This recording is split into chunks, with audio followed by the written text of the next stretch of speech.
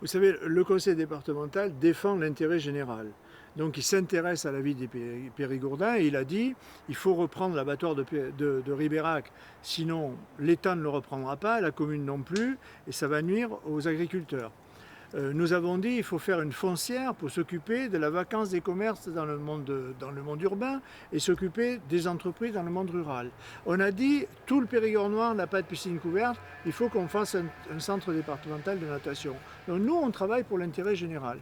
Et aujourd'hui, on a des services de l'État qui sont là plutôt pour freiner les projets, mais je pourrais vous allonger la liste. Hein.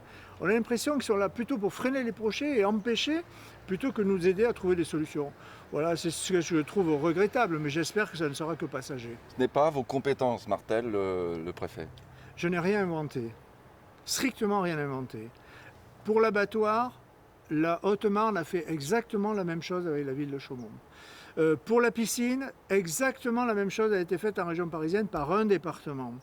Pour la foncière, on l'a fait en Charente, on l'a fait en Gironde, on l'a fait dans les Landes, on l'a fait en Lot-et-Garonne, et tout à coup, ça ne serait pas possible en Dordogne.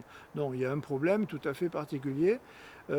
J'espère qu'on va s'en sortir, mais moi je n'abandonne pas ces projets-là, parce que ce sont des projets utiles aux Périgourdins. L'opposition dit que c'était des projets électoralistes.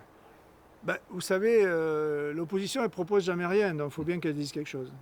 L'intérêt général, il est bafoué selon vous quand on prend ce genre de décision? Non, il ne faut pas dire ça. Il ne faut pas dire ça parce que les préfets, j'en ai vu passer une bonne vingtaine depuis 38 ans que je suis élu et on verra passer celui-là comme les autres.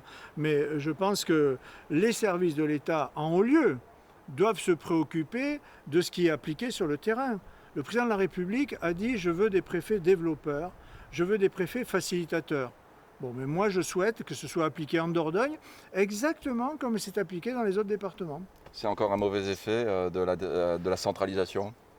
Ben, vous savez, la centralisation, elle existe toujours et je crois que les lois de décentralisation de 82-83 qu'on doit à François Mitterrand, à Pierre Mauroy, à Gaston Defferre, eh bien, je crois que dans l'administration, d'une façon générale, on ne les a pas encore avalées. Et de temps en temps, il reste quelques bribes de ces regrets qui s'appliquent sur les territoires, mais c'est dommageable pour les territoires.